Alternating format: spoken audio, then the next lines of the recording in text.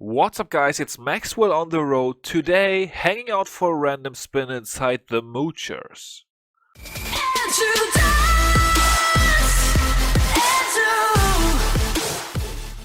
And thanks for stopping by, guys. We were facing off against another Elite War Clan in Elite of Valor, so definitely a cool matchup here. 83-83, as you can see, a tie on stars. Lost by percent, very close, so pretty unlucky there. But still, pretty cool war. They had one extra Town Hall 10, so really they were expected to win with such a small breakdown. But yeah, we're gonna get to that a bit later. Breakdown for this war was 3-8-19 for us and 3-9-18 for them. So as I said, they had one extra 10, and that definitely made up for quite an advantage. They actually failed one more dip than we had, and both teams had one 10v10. So the extra 10 there just pretty much won them the war. Anyways, we're gonna jump into a couple of Town Hall 9 attacks, and first we're gonna have Kevin coming in right here. In case you guys are wondering what I am doing inside the Moochers, I got invited, and it was actually Kevin that invited me over to hang out with those guys and check out a couple of wars maybe.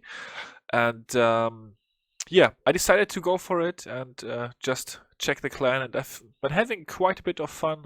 Seems like a nice bunch of people over here. Who knows, maybe there will be some more content on the Moochers in the future on my channel. We're gonna have to talk about that a little bit, but yeah, Kevin right here with the Suicide Heroes took out the enemy heroes and also the Clan Castle, which in this case was a Lava Hound, so he wouldn't have had to kill that for his attack here, but of course it was getting in the way of his heroes. So yeah, nice attack here, overkill on this base, swag heal in the back. This base pretty vulnerable to the mass loon attack. Couple troll Teslas though at 6 o'clock and 12 o'clock throws in the useful swag there with the heal spell at 12. And that's gonna wrap it up for this one. Nicely done to him here, taking out base number 22. Could have had a bit more cleanup maybe, almost ran into some time issues here, but no, it's all good. Spam loon happens very quickly, so no worries at all. We're gonna move on up 4 numbers and check out number 18, where we have Wolf coming in right here with the cool dragon attack. Queen charge dragons, so that's definitely something to watch out for. I have seen quite a few good attacks. In case you guys don't know the Moochers yet, they are a CWL Rising clan, so I know them a little bit already from my job as the CWL Rising official YouTuber. Have been covering them a little bit, but of course pretty much only watching one of their attacks every week, so I didn't know too much about these guys, but yeah, definitely some solid attackers over here.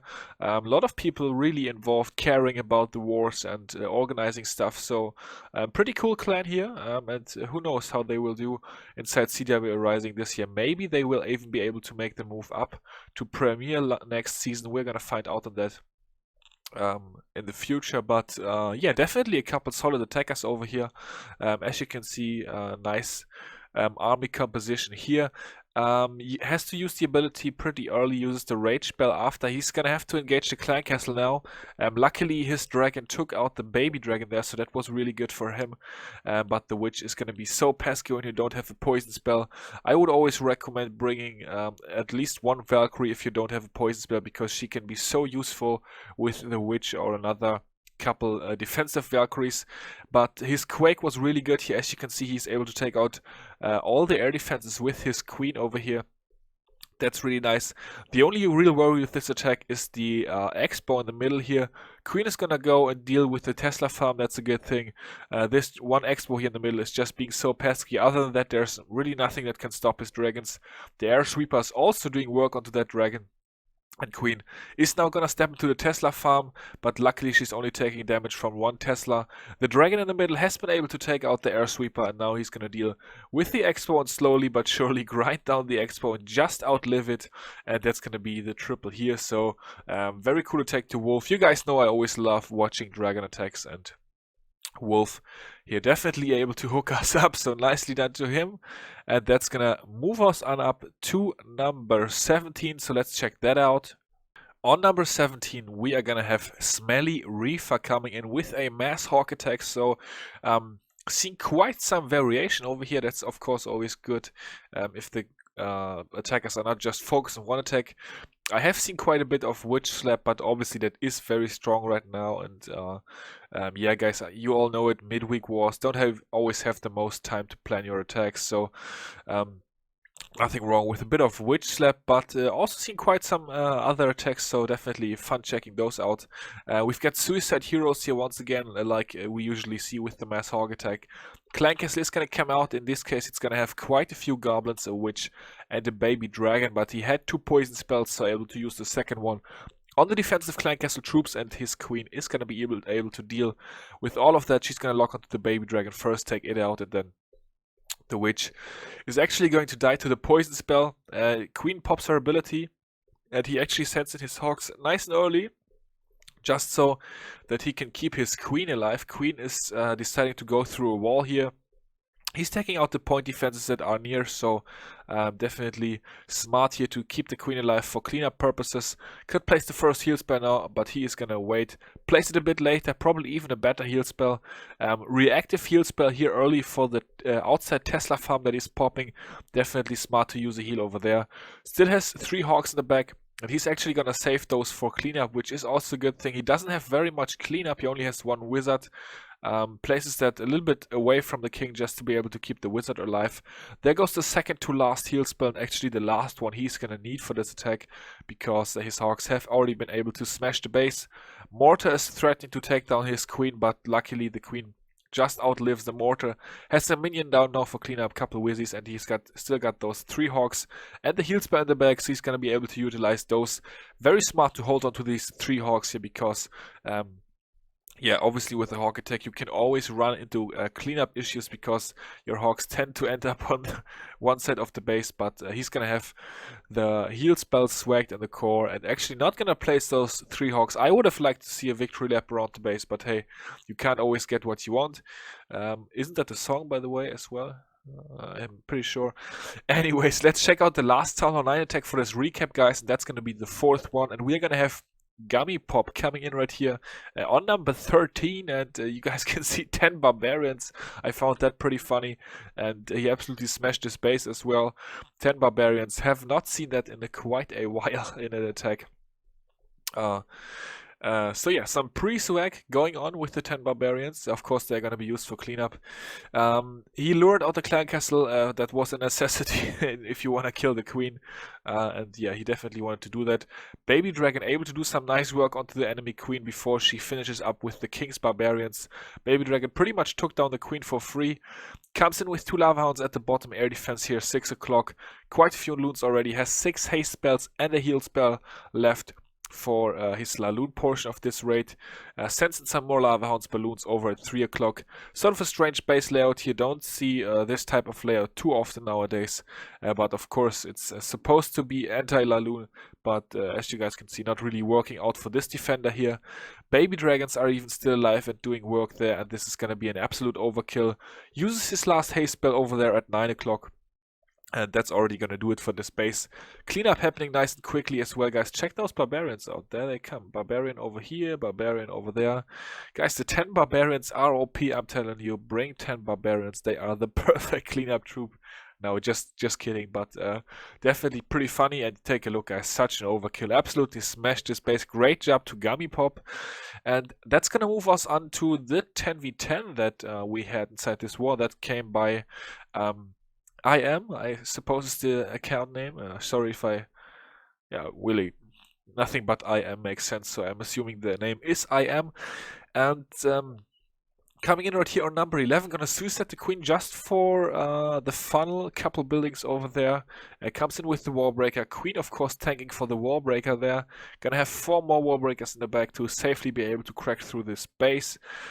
King is in now as well. There go the 4 wallbreakers. Probably would have only needed to have 3, but anyways. The goal is to clear this compartment with King and Valkyries. Queen has been doing her work on that suicide mission. There goes the jump spell. Jump spell is going to allow access to enemy queen, expo, air defense, and also the Inferno Tower if his troops are going to decide to go there, which it looks like they won't. Actually, they are going to miss the Inferno Tower, but did some nice work regardless. Took out enemy queen and a couple of defenses over there. And for the rest of this base, he has 3 lava hounds, 20 balloons, so he's going to be able to utilize those. pre-planted haste spells here are gonna create the path for him that he is deciding to take from 7 o'clock counterclockwise through the base.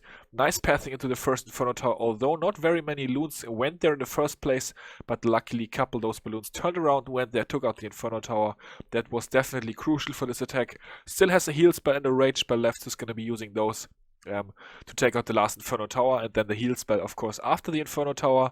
All those loons severely damaged there, so definitely a very good heal spell.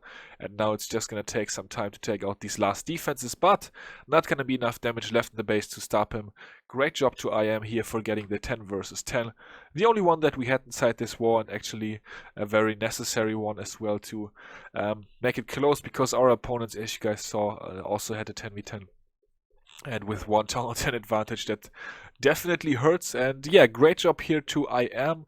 We're gonna watch 2 more attacks after this, guys, and please don't kill me, but the next attack that we are gonna watch is actually a dip attack, but it's one that I have never shown on the channel before, and a pretty creative one, I think.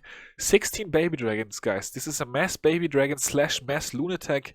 I have not really seen that used before. These guys use it quite a bit. The Moochers coming up with the quote-unquote new strategy. It's not really all that new, I know, but it hasn't really seen a lot of use, at least not inside CWL Invite. And I haven't really seen it in Rising yet either, but it's definitely pretty interesting. The goal with this attack strategy, I've actually been playing around with this a little bit myself over the last couple of days since I warred here. The goal with this attack strategy is to clear as good as a path as you can for your baby dragons. You just want them to be able to pretty much sweep through the base from one side to the other side. Pretty important that they don't get too distracted. Kind of with the big dragons, just create a nice and, if possible, small path through the middle of a base. These guys are always using clone spells for that. I have been making my attempts without clone spells so far. The good thing with this, of course, is that you don't have to worry about the queen kill, because baby dragons are very good at killing the enemy queen. You just sort of have to worry about tanking for the baby dragons, using a good warden ability, and then in this case a good clone spell, and keeping your troops alive. And that's what the BLG, or the big dog, I guess that's just a capital I, the big dog, is gonna do here on number 10, and gonna be taking it out without many problems. He was pretty fortunate as well that the queen survived for this raid and was able to do some nice work inside the core. But would have been a 3-star anyways.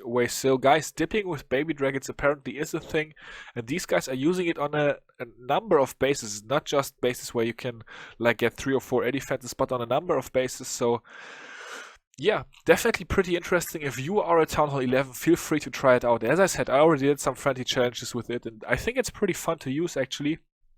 So yeah, who knows? Maybe we're gonna see a bit more of that in the future. Maybe also after the update. Who knows? We are gonna cap off for today's war recap video with Sizzle Chest, who pulled off the 10v11 4-pack this war. So very nicely done to him.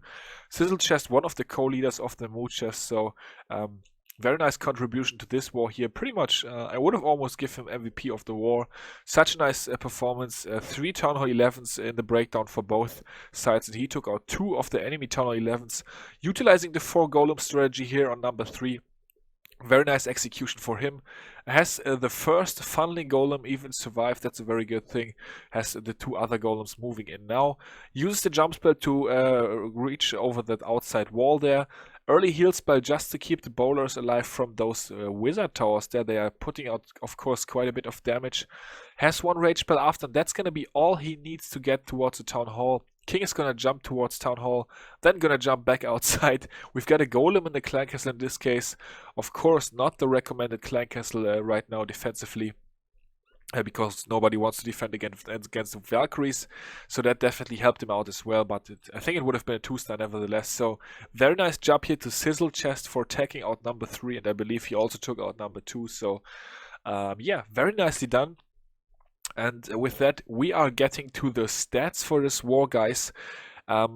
As far as the dips goes, 11 versus 10, we went 4 out of 6. They went 3 out of 6, so they had one more dip fail. 10v10s, we had 1, they had 1, and 10v11, we took 8 hits to take down their 3 bases. They took 8 hits to take down our 3 bases. Quite a few town hall 10s, of course, left on the board. They had the same amount of 10s left on the board that we had, but we actually cleared one more 10 because they had one extra 10. So a little bit unfortunate on that mismatch for the Moochers, but yeah, solid clan midweek, of course, doesn't really matter nowadays if you win or lose. It's pretty much all about practice, and these guys are looking to pounce inside CWL this week, of course. Yeah, that's gonna do it for this recap. Shout out to the Moochers. Thanks for having me over. I enjoyed my stay so far. As I said, I'm gonna talk to your co-leaders, and then we're gonna see what happens. And yeah, guys, I hope you enjoyed the video. Thanks for watching. Until the next one, I will see you all later. Peace out.